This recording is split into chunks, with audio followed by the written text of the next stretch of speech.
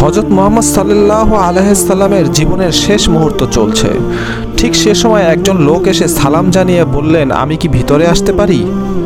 রাসূল সাল্লাল্লাহু আলাইহি সাল্লামের কন্যা ফাতেমা রাদিয়াল্লাহু তাআলা বললেন, দুঃখিত, আমার পিতা খুবই অসুস্থ। একথা বলে ফাতেমা রাদিয়াল্লাহু তাআলা দরজা বন্ধ করে রাসূল সাল্লাল্লাহু আলাইহি সাল্লামের পাশে এসে বসলেন। রাসূল সাল্লাল্লাহু আলাইহি সাল্লাম বললেন, কে সেই লোক? ফাতেমা রাদিয়াল্লাহু তাআলা বললেন, এই প্রথম আমি তাকে দেখছি, আমি তাকে চিনি না। রাসূল সাল্লাল্লাহু আলাইহি সাল্লাম বললেন, শোনো ফাতেমা, সে হচ্ছে আমার এই ছোট্ট জীবনের অবসানকারী ফেরেশতা আজরাইল। এটা শুনে হযরত ফাতেমার অবস্থা তখন ক্রন্দনরত বোবার মতো হয়ে গিয়েছে। রাসূল সাল্লাল্লাহু আলাইহি সাল্লাম বললেন, হে জিবরাইল, আমার উম্মতের কি হবে? আমার উম্মতের নাজাতের কি হবে? জিবরাইল আলাইহিস সালাম বললেন, হে আল্লাহর রাসূল, আপনি চিন্তা করবেন না, আল্লাহ ওয়াদা করেছেন আপনার উম্মতের নাজাতের জন্য। মৃত্যুর ফেরেশতা ধীরে ধীরে রাসূল সাল্লাল্লাহু আলাইহি সাল্লামের কাছে এলেন জান কবজ করার জন্য।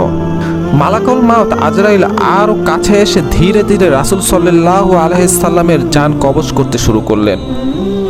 পাশে দাঁড়িয়ে থাকা জিবরাইলকে রাসূল সাল্লাল্লাহু আলাইহি সাল্লাম বললেন গোগানির সাথে, ওহ জিবরাইল, এটা কেমন বেদনাদায়ক জান কবজ করা। ফাতেমা রাদিয়াল্লাহু তাআলা তার চোখ বন্ধ করে ফেললেন। আলী রাদিয়াল্লাহু তাআলা তার দিকে উপুর হয়ে বসলেন। জিবরাইল আলাইহিস সালাম তার মুখটা উল্টা দিকে ফিরিয়ে নিলেন। রাসূল সাল্লাল্লাহু আলাইহি সাল্লাম বললেন, হে জিবরাইল, তুমি মুখটা উল্টা দিকে ঘুরালে কেন? আমার প্রতি তুমি কি বিরক্ত? জিবরাইল আলাইহিস সালাম বললেন, হে আল্লাহর রাসূল, মালাকুল মাউত আপনার জান কবজ করছে, এই অবস্থা আমি আপনাকে কিভাবে দেখে সহ্য করতে পারি? ভয়াবহ ব্যথায় রাসূল সাল্লাল্লাহু আলাইহি সাল্লাম ছোট্ট একটি গোঙানি দিলেন। রাসূল সাল্লাল্লাহু আলাইহি সাল্লাম বললেন, হে আল্লাহ, জান কবজের সময় যতই ভয়াবহ হোক না কেন সমস্যা নেই, আমাকে সকল ব্যথা দাও, আমি বরণ করব, কিন্তু আমার উম্মতকে ব্যথা দিও না। রাসূল সাল্লাল্লাহু আলাইহি সাল্লামের শরীরটা ধীরে ধীরে ঠান্ডা হয়ে আসতে লাগলো। তার হাত পা বুক কিছুই নড়ছে না এখন আর।